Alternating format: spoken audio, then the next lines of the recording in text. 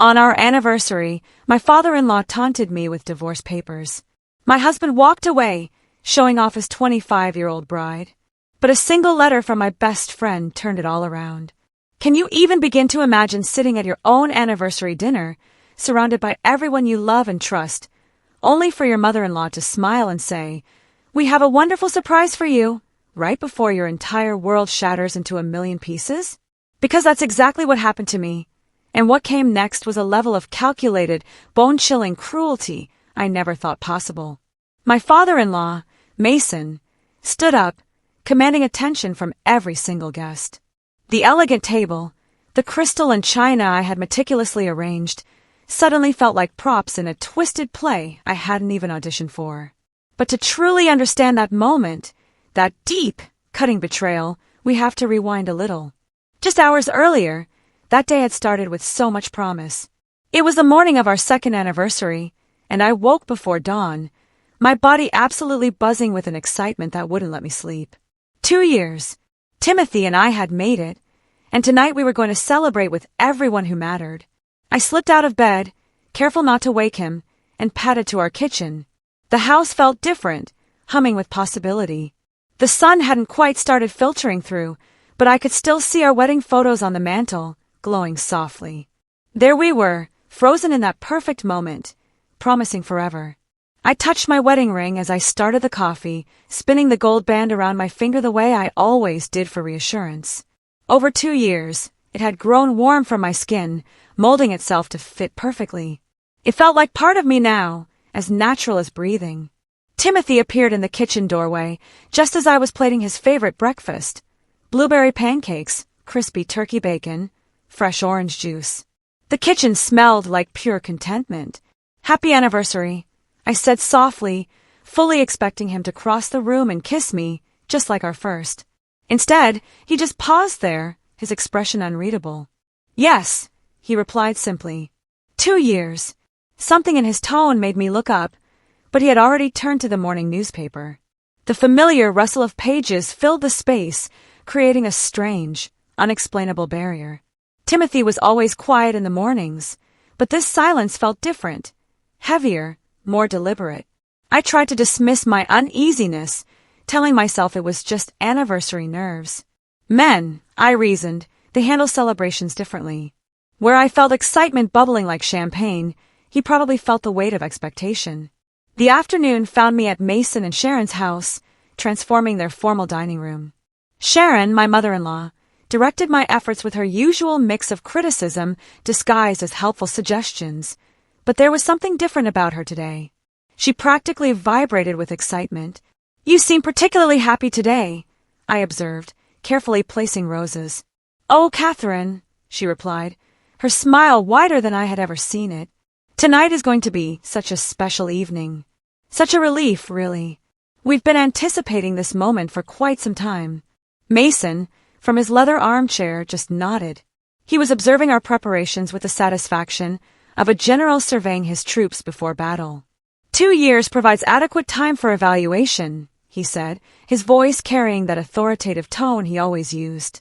"Tonight we celebrate making necessary decisions." Their words felt warm and inclusive then, like they were finally welcoming me fully into their family. I had worked so desperately for this acceptance, enduring countless family dinners where subtle criticisms were delivered with surgical precision. Every holiday gathering where I smiled through pointed questions about grandchildren. Every social event where I felt like I was auditioning for a role I believed I had already earned through marriage. The dining room transformed under our combined efforts, becoming a showcase worthy of the celebration I imagined. Flowers filled every surface. Crystal glasses caught the light. The good china gleamed. As guests began arriving that evening, I felt that familiar surge of pride. Our friends and extended family filled the house with laughter and conversation. Everything was proceeding exactly according to plan. Yet, as the evening progressed, I began noticing subtle undercurrents. Guests offered congratulations that felt somehow hollow, their embraces lasting a moment too long, as if saying goodbye rather than celebrating. Conversations quieted when I approached, and meaningful glances were exchanged. My Aunt Patricia pulled me aside, her weathered hands clasping mine. "Catherine, dear, are you feeling well? You look rather pale." Just excited, I replied. She studied my face. If you ever need anything, Catherine, anything at all, you know you can call me. Her words carried an undertone I couldn't decipher, as if offering help for problems I didn't know I had. Before I could ask, Timothy appeared with a forced smile and guided me away. Throughout the cocktail hour, Timothy maintained careful physical distance, avoiding the casual touches that typically characterized us. When guests asked about our marriage or future plans, he gave vague responses. His behavior reminded me of someone steeling himself for an unpleasant but necessary task. Dinner proceeded with formal elegance. I should have been enjoying myself, basking in weeks of planning. Instead, I found myself studying faces, searching for clues. Everyone seemed to be performing rather than celebrating, as if following a script I hadn't seen. As dessert was being served, Sharon rose with the air of someone about to make an important announcement. The chocolate mousse I'd requested sat untouched as my stomach clenched. "We have such a wonderful surprise for you, Catherine," she said. And in that moment, I realized whatever was about to happen had been carefully orchestrated for this exact time, this exact setting, this exact audience. All of it designed to maximize the impact. Mason pushed back his chair again. Surrounded by crystal and china and flowers I'd arranged with such care, I finally understood that I was not the host of this celebration. I was its target. The applause died down, but the tension in the room remained thick as fog. I forced a smile, my hands trembling. Something fundamental had shifted, though I couldn't yet identify it. Faces around the table held anticipation mixed with something uncomfortably like pity. But this moment of unease wasn't my first warning. The signs had been accumulating for weeks, like hairline cracks in a foundation I had chosen to ignore. 3 weeks earlier, while organizing tax paperwork, I discovered the first piece of evidence that my perfect marriage was built on lies. Buried beneath utility bills, I found a cell phone statement that didn't belong to our family plan. My hands shook as I studied the itemized charges. Hundreds of text messages and calls to a number I'd never seen. The dates and times told a story that made my stomach clench with dread. Late-night conversations when Timothy claimed to be sleeping beside me. Afternoon calls when he supposedly couldn't be reached. Weekend texts while he sat in our living room. The frequency had dramatically increased over 3 months. Someone in my husband's life had become important enough to warrant this level of attention, this level of secrecy. When Timothy came home that evening, I was waiting in the kitchen, the phone bills spread across the counter. "Can you explain this to me?"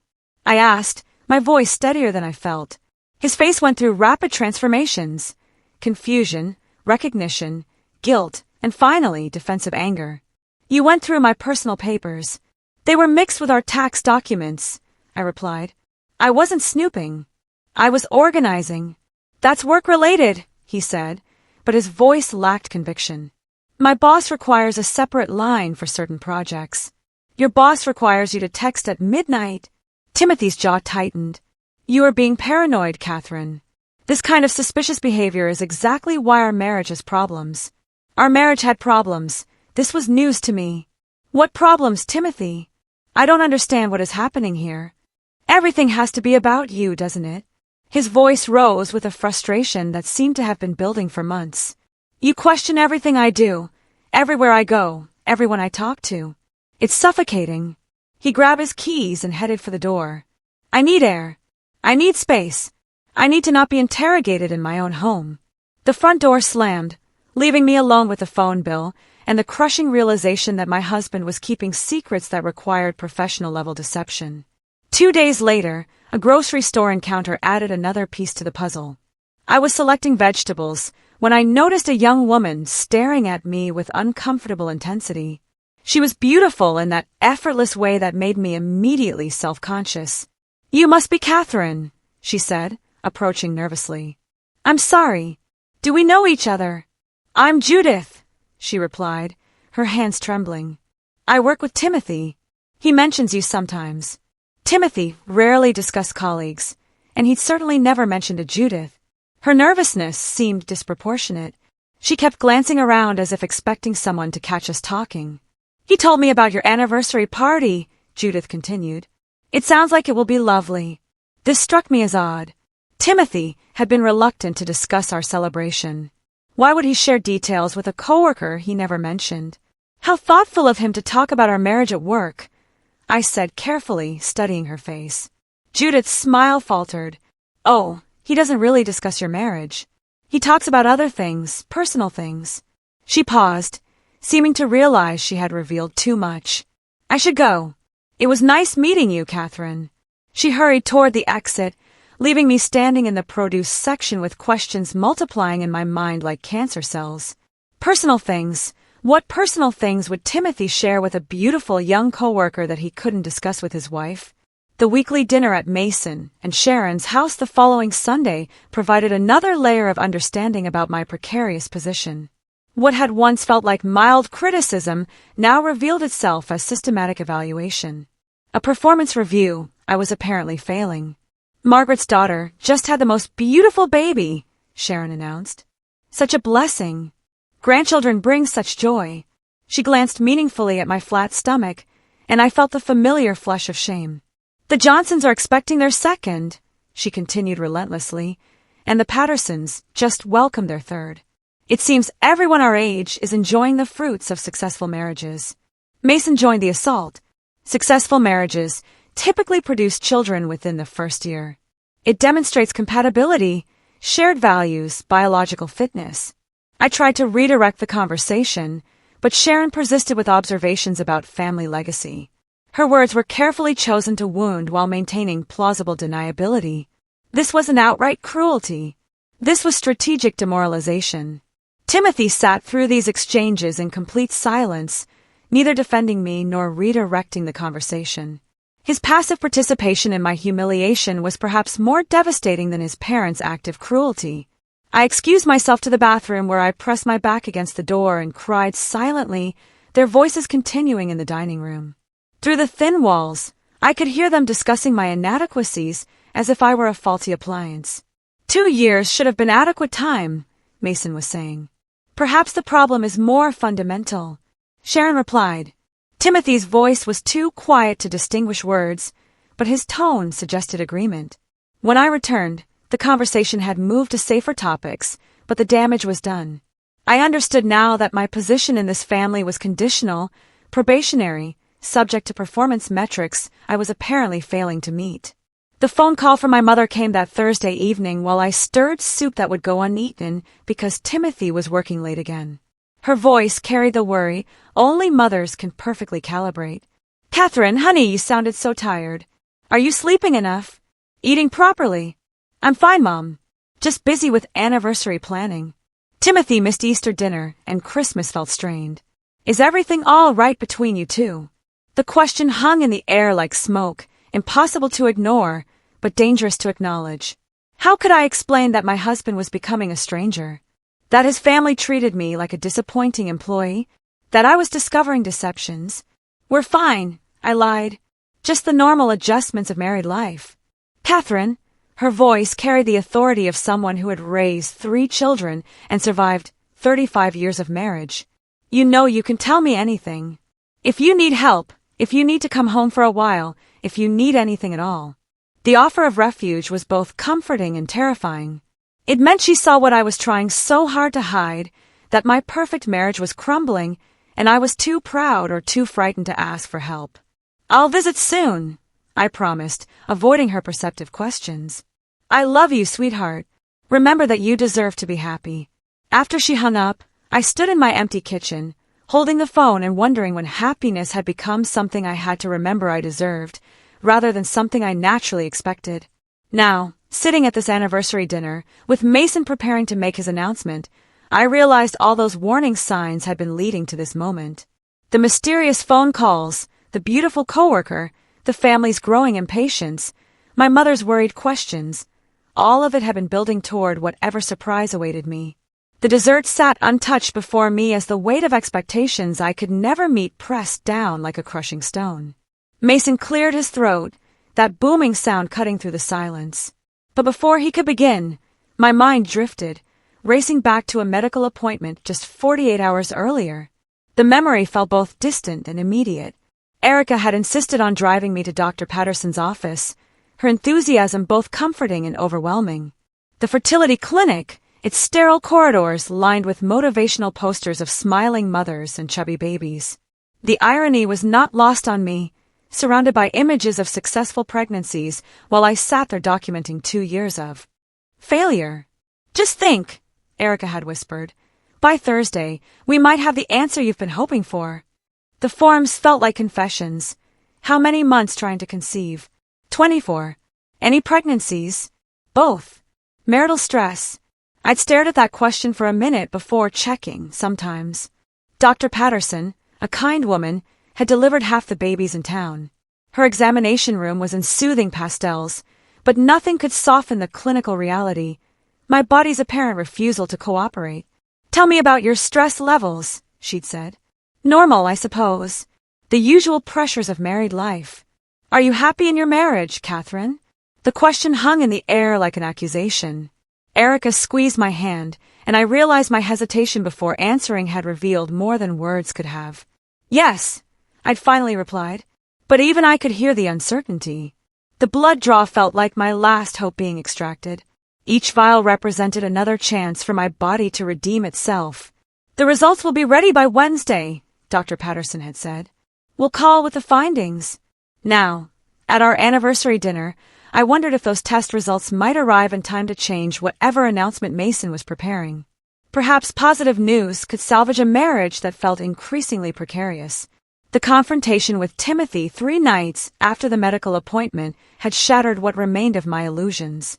I had approached him in our bedroom, armed with fertility brochures and a desperate hope that medical intervention might bridge the growing chasm. Timothy, I've been thinking about what Dr. Patterson said.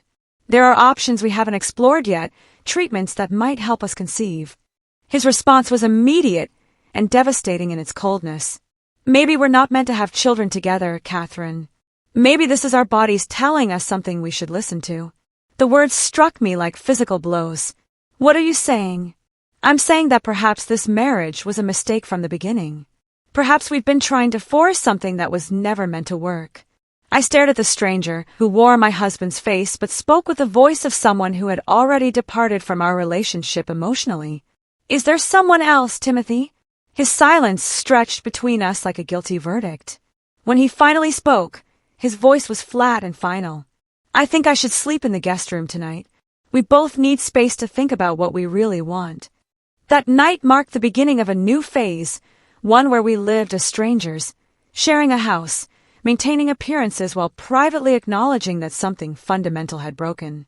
The discovery of Mason and Sharon's true feelings about me came during a routine family gathering the following Sunday. I had volunteered to help Sharon serve dessert, a gesture that had once felt like daughterly devotion, but now felt more like desperate performance art. The pantry, where she stored her good serving dishes, was just off the dining room, separated by a thin wall that did nothing to muffle conversations. I was reaching for crystal cake plates when I heard my name spoken with undisguised contempt. Catherine has proven herself incapable of fulfilling the most basic requirement of marriage, Sharon was saying to Mason. 2 years without even a miscarriage to show for it. At her age, if it was going to happen naturally, it would have happened by now. The girl is defective, Mason replied with the casual cruelty of someone discussing faulty merchandise. Timothy deserves better. A wife who can actually produce children instead of making excuses. My hands froze on the serving dishes as their conversation continued with increasing viciousness. They discussed my appearance, my personality, my worthiness as a family member with a detached analysis of judges delivering a verdict. Each word carved away another piece of my self-worth, leaving me hollow and shaking. We need to find Timothy a more suitable wife, Sharon concluded. Someone younger, proven fertile, from a better family background. When I finally emerged from the pantry, my hands were trembling so violently that the crystal rattled. Sharon looked up. Catherine, you look pale. Are you feeling well? The concern felt like mockery after what I had just overheard. These people who smiled at me across family dinner tables were actively plotting the destruction of my marriage. Despite this growing evidence of betrayal, I threw myself into planning our anniversary celebration with manic determination. The party became my last, desperate attempt to prove my worth, to demonstrate that I was valuable enough to keep despite my apparent biological failures. I spent hours selecting flowers, choosing a menu that would impress even Sharon's critical standards. Each decision felt weighted with significance, as if the success of the party might somehow save a marriage that was clearly beyond salvaging. The irony was suffocating. I was planning a celebration of a relationship that had become a source of daily humiliation. I was investing time, money, and emotional energy into commemorating a union that the other parties involved apparently considered a failure. Yet, I clung to the ritual of celebration, as if it were a life raft in an ocean of uncertainty. Every detail I arranged felt like evidence in my favor, proof that I was worthy of love despite my inability to conceive. The expensive linens, the carefully chosen wine, the perfectly coordinated color scheme, all of it was testimony to my value. But even as I wrote checks and made final arrangements, I knew I was planning my own wake. The anniversary party had become less about celebrating our marriage and more about saying goodbye to the life I had thought we were building. Now, as Mason prepared to deliver his announcement, I realized all my careful preparations had been for this. Not a celebration, but a carefully orchestrated ending that I had unknowingly helped to stage. The dessert sat untouched before me as the weight of expectations I could never meet pressed down like a crushing stone.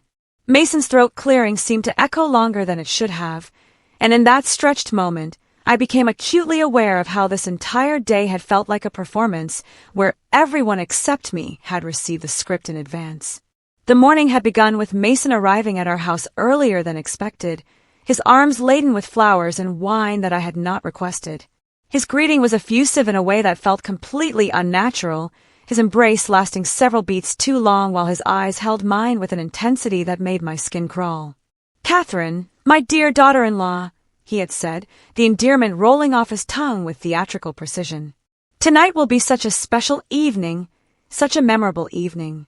I hope you are prepared for how special it will be." The repetition of "special" felt like a warning disguised as enthusiasm.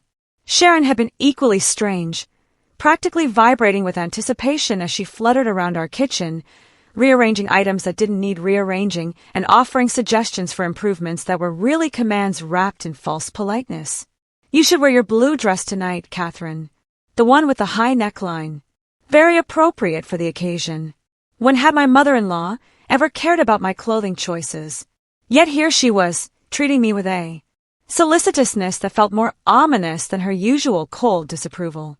Timothy had been avoiding me all day, claiming nervousness about hosting family members, but his demeanor suggested guilt rather than social anxiety. He moved through our house like a man preparing for an execution, checking his watch repeatedly. When I tried to engage him, his responses were monosyllabic and distracted. "Did you confirm the wine delivery?" I had asked. "Yes." "What about the extra chairs?" "Handled." "Timothy, are you feeling well? You seem tense." He had looked at me, then with an expression I couldn't decipher. Pain, perhaps, or regret. "I'm fine, Catherine. Just want everything to go smoothly tonight." But nothing about his behavior suggested he wanted the evening to go smoothly. Everything about his behavior suggested he was dreading whatever was about to unfold. Erica's arrival provided the first genuine moment of warmth. She swept into our house with her characteristic energy, but even she seemed different tonight. Her excitement was palpable, almost manic, and she clutched her purse with protective intensity. "Catherine!" she exclaimed, embracing me fiercely. I can barely contain myself. This is going to be the best anniversary party ever. I pulled back to study her face, noting the bright flush in her cheeks and the way her eyes sparkled with barely contained secrets. "Erica, you look like you're about to burst. What has gotten into you?" "I told you. I have the perfect gift for you. The timing is going to be absolutely perfect. Life-changing, Catherine. This gift is going to change everything." She kept touching her purse, her fingers tracing the outline of what I assumed was an envelope. "You're making me nervous," I said. But her enthusiasm was infectious. For the first time all day, I felt a flutter of genuine hope. "Trust me," she whispered. "When the moment is right, when it will have maximum impact, I will give you something that will make everyone in this room understand just how special you are." Her presence anchored me. While Timothy's family made me feel like an outsider, Erica made me feel seen and valued for who I was. As guests began arriving, the social dynamics felt immediately wrong. Extended family and old friends filtered through with hollow congratulations and embraces that felt more like condolences. My cousin Michael, usually boisterous, seemed subdued and avoided eye contact. Congratulations, Catherine. I hope tonight brings you everything you deserve. Everything I deserved. Why did that sound less like a blessing and more like a threat? Mrs. Henderson, normally full of cheerful chatter, offered unusually elaborate compliments. Catherine, dear, you look absolutely radiant tonight. So brave, so dignified. I have always admired your strength. Brave, dignified. These were not words typically associated with anniversary celebrations. Throughout the cocktail hour, I caught meaningful exchanges between guests. Raised eyebrows, subtle nods, whispered conversations that ceased abruptly when I approached. My Aunt Patricia cornered me again, her hands grasping mine. Catherine, sweetheart, you look terribly pale. Are you feeling well? I'm fine, Aunt Patricia. Just excited. She studied my face. If you ever need anything, Catherine, anything at all, you have my number. Promise me you'll call if you need help. Help with what? Why did everyone seem to believe I would need assistance with something? Timothy's behavior confirmed my growing suspicion that he was preparing for something that required significant psychological fortification. He drank more heavily than I had ever seen him. He maintained careful physical distance.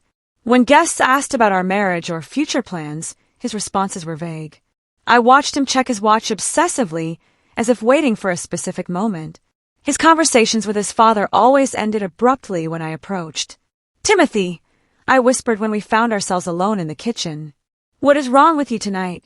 You are acting like you are attending a funeral rather than our anniversary party. He looked at me with eyes that seemed to hold apologies for crimes not yet committed. Catherine, I just want you to know that none of this was personal. None of this was because you are not a good person. None of what was not personal, Timothy. You are scaring me. But before he could respond, Sharon appeared in the doorway with the announcement that dinner was ready. Now, as Mason prepared to make his announcement, I realized every strange interaction, every meaningful glance, every whisper conversation had been leading to this. The dessert sat untouched before me as the weight of impending revelation pressed down like a gathering storm. And the storm that had been building all evening finally broke with Mason's next words. Ladies and gentlemen, family and friends, he began, his voice carrying the practiced authority of someone delivering a verdict that had already been decided. We have gathered tonight not just to mark Catherine and Timothy's second anniversary, but to address some very important family matters. A chill ran down my spine as the room fell completely silent. Even the soft classical music seemed to fade away, leaving only the sound of my own heartbeat thundering in my ears. Mason reached into his jacket pocket with theatrical precision, producing an envelope that looked official and ominous in the candlelight. He held it high enough for everyone to see, like a prosecutor presenting evidence to a jury. Marriage, he continued, his gaze settling on me with uncomfortable intensity, is an institution with specific purposes. When those purposes are not fulfilled after a reasonable period of time, difficult decisions must be made for the good of all involved parties. My mouth went dry. The dessert fork trembled in my hand as I set it down on the china plate with a soft clink that seemed to echo through the silent room. Catherine, my dear, Mason said, and his endearment felt like a blade wrapped in silk. You have been part of our family for exactly 2 years. That represents adequate time to evaluate the success of this union and make necessary adjustments for the future. Timothy stood frozen beside his father's chair, his face pale as parchment, his eyes fixed on some invisible point beyond my shoulder. He looked like a man standing before a firing squad, except he wasn't the one about to be executed. Since you could not provide us with an heir, Mason continued, his voice growing stronger with each word. Here, take this anniversary gift. The envelope materialized before me, held steady by Mason's confident hand. Around the table, I could hear sharp intakes of breath from some guests, while others leaned forward with the morbid fascination of spectators at a public execution. My hands shook as I accepted the envelope. The paper felt expensive, substantial, weighted with importance. Part of me wanted to set it down unopened, to preserve for just a few more moments the illusion that my life was not about to change irrevocably. But 45 pairs of eyes were watching me. I tore open the seal with fingers that felt disconnected from my body. The legal documents inside were crisp and formal, their official letterhead making everything feel suddenly, terrifyingly real. Petition for dissolution of marriage. I read aloud, my voice barely above a whisper. The formal legal language couldn't disguise the brutal reality. Timothy had met with attorneys. He had filed paperwork. He had planned my abandonment with the same methodical precision that other couples used to plan vacations. The room began to spin as I processed the terminology that reduced our marriage to a contractual arrangement being terminated due to irreconcilable differences stemming from the respondent's failure to conceive children within a reasonable time frame. Timothy! I looked up at my husband, desperate for some sign that this was an elaborate, cruel joke, that he would step forward and explain that this was all a misunderstanding. Instead, he remained frozen beside his father, his silence speaking louder than any confession could have. The man I had shared a bed with for 2 years couldn't even meet my eyes as I held the legal documentation of his betrayal. "There is more, Catherine," Sharon announced with the enthusiasm of someone unveiling the second act. "We would like you to meet someone very special." A young woman stepped forward from the doorway. I recognized her immediately, Judith from the grocery store, the nervous coworker. But tonight she was not nervous. Tonight she was dressed in a blue silk dress, her hair styled perfectly. "Catherine," Sharon continued with barely concealed glee, "I would like you to meet Judith, Timothy's fiancée. They plan to marry as soon as the divorce is finalized." His fiancée, they were already engaged while I was still legally married to him. The betrayal had layers I was only beginning to understand. I looked at Judith more carefully. She was wearing earrings that looked familiar, delicate pearl drops that I suddenly recognized as belonging to Timothy's grandmother. Family heirlooms that had been promised to me were already adorning my replacement. "We wanted you to meet her properly," Mason explained with the tone of someone conducting a business transaction, "so there would be no confusion about the arrangements moving forward. Judith comes from an excellent family, and she has already proven her ability to conceive. Proven her ability to conceive. The words echoed in my mind as I stared at this young woman who was apparently superior to me in the only way that mattered to this family. She was not just Timothy's mistress. She was his upgrade, carefully selected and evaluated for her reproductive potential. "The papers just need your signature, Catherine." Timothy finally spoke, his voice low and strained. "I have already signed them. We can make this easy for everyone. Easy for everyone. As if there was an easy way to have your marriage dissolved in front of an audience. As if there was an easy way to discover that your husband had been planning your replacement while you were arranging flowers." I looked down at the divorce papers again, at the line marked with a yellow sticky note. The pen Mason offered me felt impossibly heavy. Around the table, guests shifted with the uncomfortable energy of people witnessing something wrong, but powerless to stop. "Catherine!" Erica's voice cut through the silence, and I looked up to see my best friend standing near the living room entrance, her face white with shock and fury. "Don't sign anything." "Not yet." But I was beyond thinking clearly. The humiliation was complete, the betrayal absolute. Through tears that made the legal documents blur, I signed my name. The pen scratched across the paper with finality, each letter sealing my fate and ending my marriage in the most public, humiliating way possible. The room erupted in relieved cheers and congratulations for Timothy, as if my pain was the price of admission to their celebration. But the cheers died instantly when Erica stepped forward, her face transformed from shock into something far more dangerous, cold, calculated fury. The excitement I'd noticed earlier was still there, but now I understood its true nature. She had not been excited about celebrating my marriage. She had been excited about what she was carrying in that envelope, and witnessing my public humiliation had just given her the perfect moment to deploy it. "Since we are exchanging gifts," Erica announced, her voice slicing through the celebration with surgical precision, "I have one as well." The room's energy shifted instantly. Mason, still basking in the afterglow of his successful orchestration, looked annoyed. "Erica, dear," Sharon began, her tone patronizing, "how lovely that you want to participate. But I think we've had enough excitement for one evening." "Oh, I disagree completely," Erica replied, her smile sharp as a blade. "I think this evening is just getting started.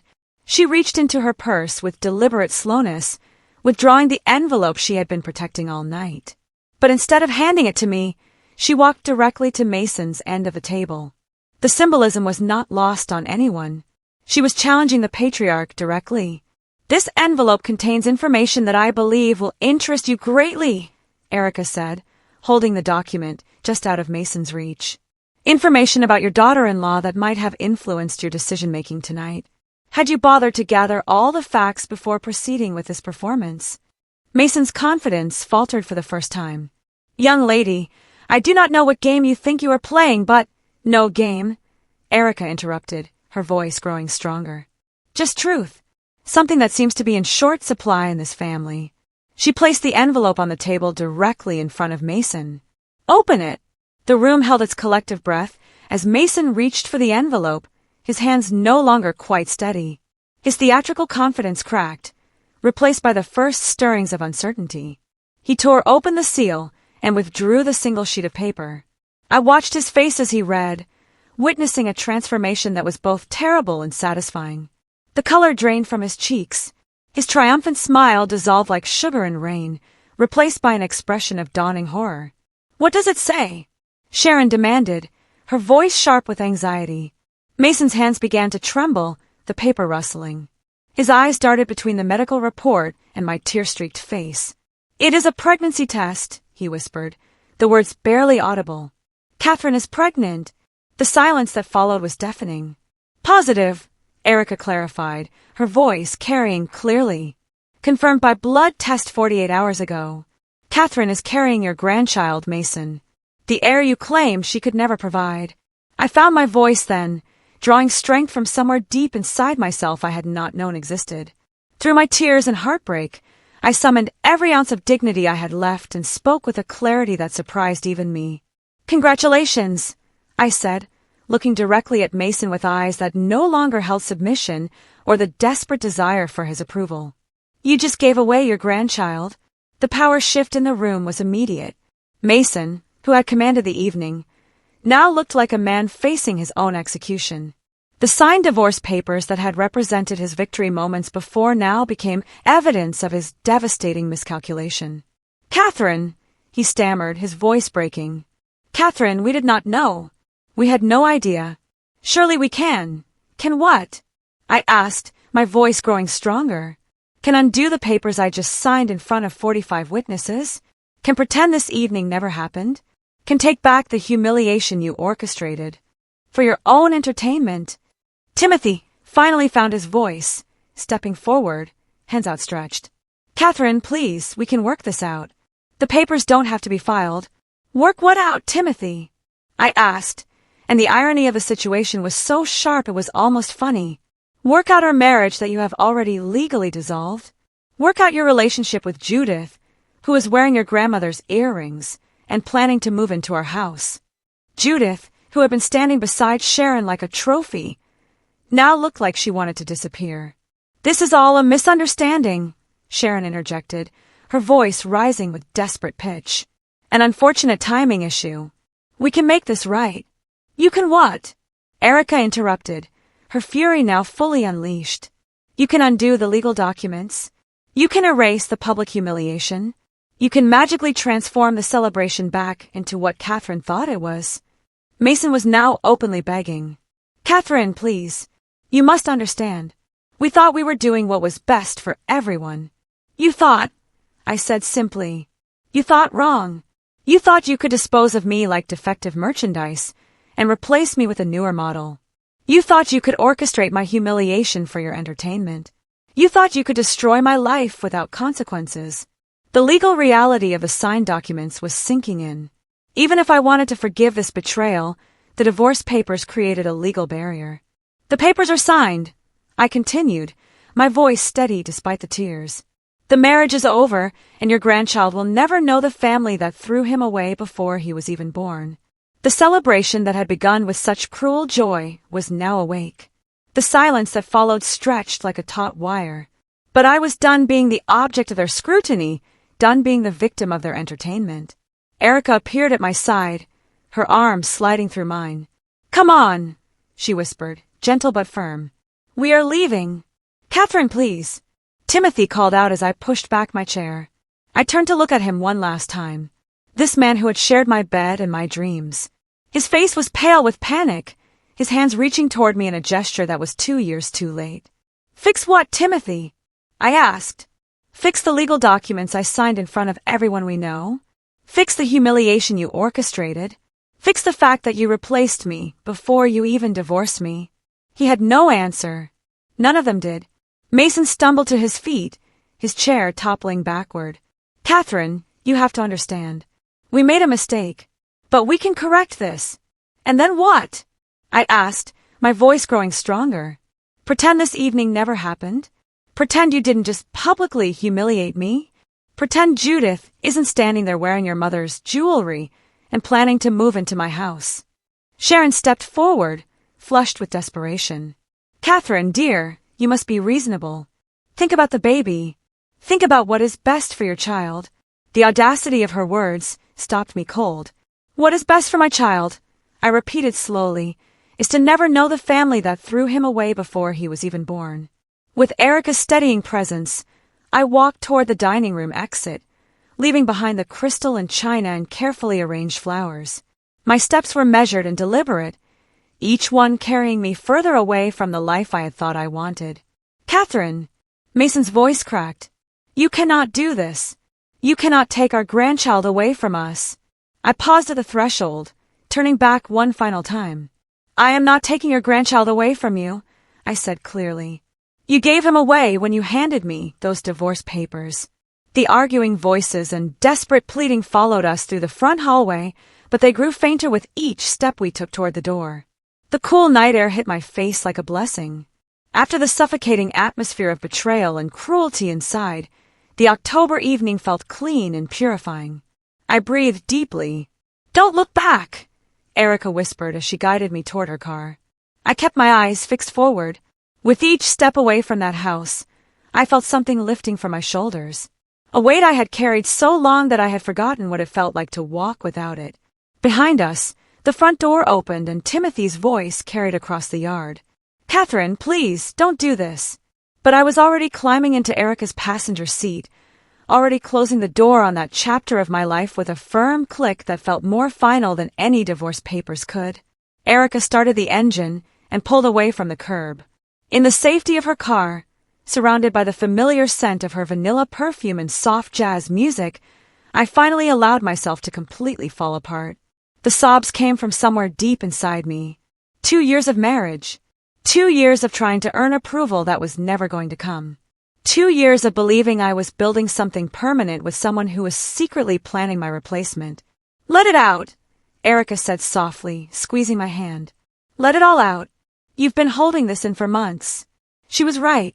The relief of finally releasing all that suppressed pain was almost as overwhelming as the pain itself. I cannot believe they did that to you, Erica said, her voice shaking with fury. Through my tears, I managed to speak. You saved me, Erica.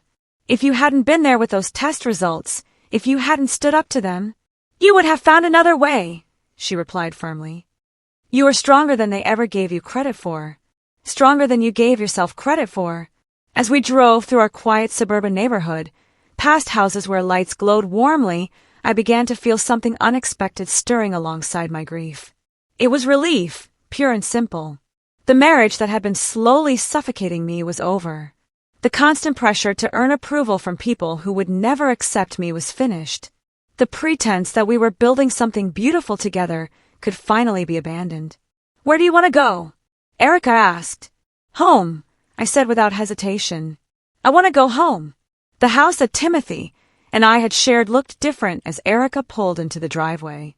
The porch light I had left burning cast familiar shadows, but something fundamental had shifted. This was no longer the home I shared with my husband. This was simply my house, the place where I would raise my child and build whatever came next. Erica helped me carry my overnight bag into the house, her presence filling the silence that had once felt oppressive, but now seemed peaceful. As I moved through rooms that contained 2 years of shared memories, I realized that the house no longer felt like a shrine to a failed marriage. It felt like the beginning of something entirely new. I should call my mother, I said, settling onto the couch. Erica nodded. I'll make us some tea while you talk to her. Take your time. My mother answered on the second ring, her voice immediately alert. Catherine, sweetheart, it's nearly midnight. Is everything all right? The question opened a floodgate of words that I had not realized were waiting to pour out. I told her everything. Oh, my dear child, she whispered when I finished, her voice thick with emotion. I knew something was wrong, but I never imagined they would treat you with such calculated cruelty. Her validation felt like medicine. Mom, I'm pregnant. The baby they said I could never give them is growing inside me right now. The joy in her voice was immediate and uncomplicated. Catherine, that is wonderful news. You are going to be a magnificent mother. That child is so lucky to have you. Her enthusiasm stood in stark contrast to the conditional acceptance I had grown accustomed to. My mother's love for her future grandchild required no performance metrics. It simply existed, pure and unconditional. I want to come stay with you for a while, she continued. Help you get settled, prepare for the baby. You shouldn't have to go through this alone. For the first time in months, I felt genuinely excited. I would love that, Mom. I really would. The months that followed my mother's arrival were unlike anything I had experienced during my marriage. Freed from the constant stress of trying to earn approval, my body responded to pregnancy with remarkable resilience. Dr. Patterson commented at each appointment about how much healthier and more relaxed I appeared. Whatever changes you have made in your life, she said, they are working beautifully. You just look radiant. The pregnancy became a celebration rather than a source of anxiety. Erica organized a baby shower that filled my living room with genuine friends. My mother painted the nursery in soft yellow and green, creating a sanctuary that felt warm and welcoming. When Timothy attempted to contact me, my lawyer made it clear that the divorce proceedings would continue and that he had no legal claim to involvement in my pregnancy. The signed papers from that devastating evening had created an ironclad barrier. Labor began on a Tuesday morning in late spring, nearly 8 months after the anniversary party that had changed everything. Erica and my mother flanked my hospital bed. The delivery room filled with love and anticipation, but it was love freely given rather than conditional on performance. When my son finally arrived, healthy, beautiful, and perfect, I felt a completeness that had never existed during my marriage. Holding him for the first time, I understood what unconditional love felt like. Not the desperate scrambling for approval, but simple, pure acceptance. He's gorgeous, Erica whispered, tears streaming down her face as she looked at the baby I had named David Erica Miller. The middle name honored the friendship that had saved me, ensuring that my son would always carry a reminder of what true loyalty looked like. David would grow up knowing that the most important relationships in life were chosen rather than assigned by biology or marriage certificates. The hospital room filled with flowers and gifts from people who celebrated his arrival without reservation. Timothy and his family made no attempt to contact me after David's birth, apparently understanding that the bridge between us had been permanently burned. The legal documents that had once represented my humiliation now served as protection. As David grew from infant to toddler, our small house became a sanctuary of laughter and chaos and unconditional acceptance. Erica served as his honorary aunt, spoiling him with attention. My mother extended her visit indefinitely. The 3 women, who had once been excluded from Timothy's family vision of the future, created something infinitely more valuable. A chosen family built on love rather than obligation, support rather than judgment, acceptance rather than performance metrics.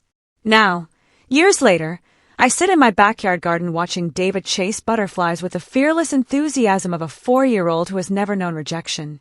His laughter fills the air, his world expanding with each day in an environment where curiosity is celebrated rather than controlled. The pain of betrayal has faded into something unexpected, gratitude. Timothy and his family's cruelty had inadvertently given me the greatest gift possible. They had forced me to discover my own strength, to build a support system based on genuine care, to raise my child without the toxic pressures that had nearly destroyed my own sense of worth. David knows nothing of the grandparents who rejected him before birth. He knows only the love of his mother, his chosen grandmother, and his honorary aunt. His foundation is built on acceptance rather than conditions. The revenge I achieved was not calculated or vindictive. It was simply the natural consequence of living well, of choosing love over obligation, of raising a child who would never question his worth based on other people's approval. Timothy's family had wanted an heir to carry on their legacy. Instead, they had created the beginning of mine, a legacy built on kindness, acceptance, and the radical idea that love should never require additions.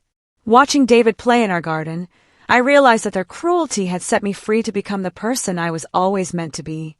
The best revenge, as it turned out, was simply living well. If this story of ultimate justice had you captivated from start to finish, hit that like button right now. My favorite part was when Erica stepped forward with that pregnancy test, completely turning the tables on Mason and his cruel family. What was your favorite moment from Catherine's journey? Tell me what you think. I really want to know.